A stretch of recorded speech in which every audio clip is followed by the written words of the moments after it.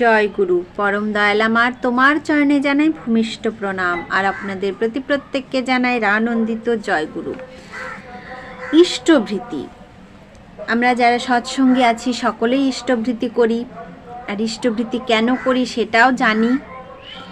এর আগে আমি অনেক ভিডিও দিয়েছি কেন করতে হয়, কি কারণ আপনারা দেখে নেবেন। তো ইষ্টভৃতির গুরুত্ব ও তার ফলটা কি, আজকে এই নিয়ে আলোচনা করব। চলুন শুরু করি। ননিদা, রাজেন্দা প্রমুখ কয়েকজনকে নিয়ে পূজনীয় ছোড়দা দুর্গাপুরে গিয়েছিলেন যাজন কাজে। আজ তারা ফিরলেন। বিকালে ওরা শ্রী শ্রী ঠাকুরের কাছে ওদের যাজন পরিক্রমার গল্প করছেন।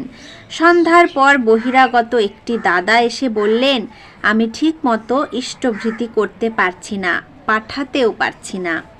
শ্রী শ্রী ঠাকুর বললেন, ওরে পাগল, ওটা তুই তোর ইষ্টকে খেতে দিস, তোর স্বস্তিযোগ্য, সেজন্যে ভোরে উঠে প্রথমেই ওটা করা লাগে। উক্ত দাদা বললেন, এতদিন যে পাঠায়নি সেজন্য কি করতে হবে? শ্রী শ্রী ঠাকুর বললেন, প্রায়শ্চিত্ত করতে হয়, হবিষ্য করা লাগে, তাও কেষ্টদার কাছে শুনে নিস। ইষ্টভৃতি আমাদের একদমই বাদ দেওয়া উচিত নয়। ইষ্টভৃতির যে গুরুত্বটা কি, হয়তো অনেকে ফল পেয়েছে,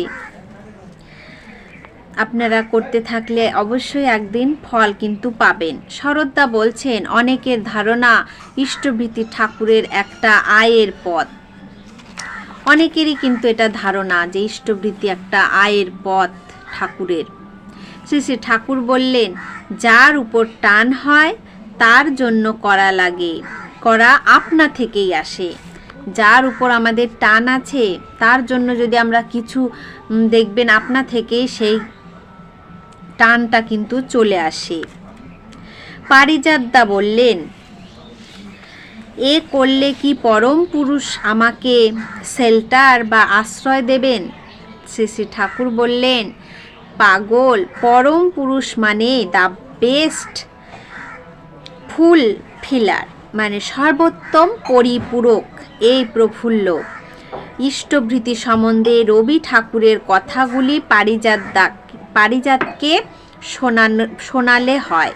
প্রফুল্লদা রবীন্দ্রনাথ ঠাকুরের শান্তিনিকেতন বইটা নিয়ে এলেন এবং সেখান থেকে ত্যাগের ফল প্রবন্ধটা পড়ে শোনালেন।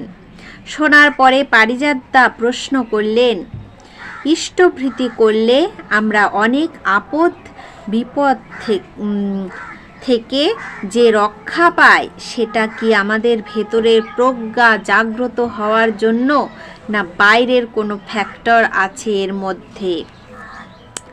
শ্রী শ্রী ঠাকুর বললেন, ভেতরে হয় বলে বাইরেও তার ক্রিয়া দেখা যায়। অনুরাগ সহ ইষ্টভৃতি করলে উদ্যমী ইচ্ছা শক্তি জাগে, আসে নির্বাচনী দক্ষতা।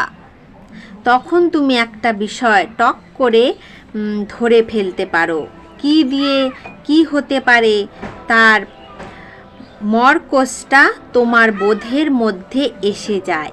কিন্তু ওই রকমটা পাওয়ার বুদ্ধি করে ইষ্টভৃতি করে যেও না। ছেলেকে যেমন করে খাওয়াও তেমন টান নিয়ে ইষ্টভৃতি করো। তাই শ্রী শ্রী ঠাকুর বলেছেন, যার প্রতি যার টান থাকে দেখবেন আপনা থেকে সেই কিন্তু ভক্তিটা আমাদের চলে আসে।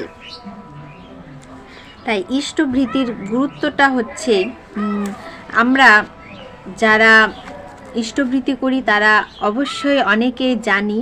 তো যারা জানেন না ইষ্টভৃতি কি, কেন করতে হয়, এই নিয়ে আমার ভিডিও দেওয়া আছে, আমি প্রথমে বলে দিলাম, আপনারা দেখে নিতে পারেন। তো সবাই সকালে উঠে ইষ্টভৃতি করুন। ঠাকুরকে যেমন আমরা খাই, ঠাকুরকেও খেতে দিতে হয়। আর এই ইষ্টভৃতিটা হচ্ছে তেমনই, আমরা ঠাকুরকে সকালবেলা কিছু খেতে দিচ্ছি, কারণ আমরা যেমন না খেলে আমাদের শরীর চলবে না, তেমন ঠাকুরকে না দিয়ে আমরা স্বস্তি পাই না। তাই আমরা ইষ্টভৃতিটা করি। আজকের আলোচনা প্রসঙ্গ এই পর্যন্তই। জয় গুরু।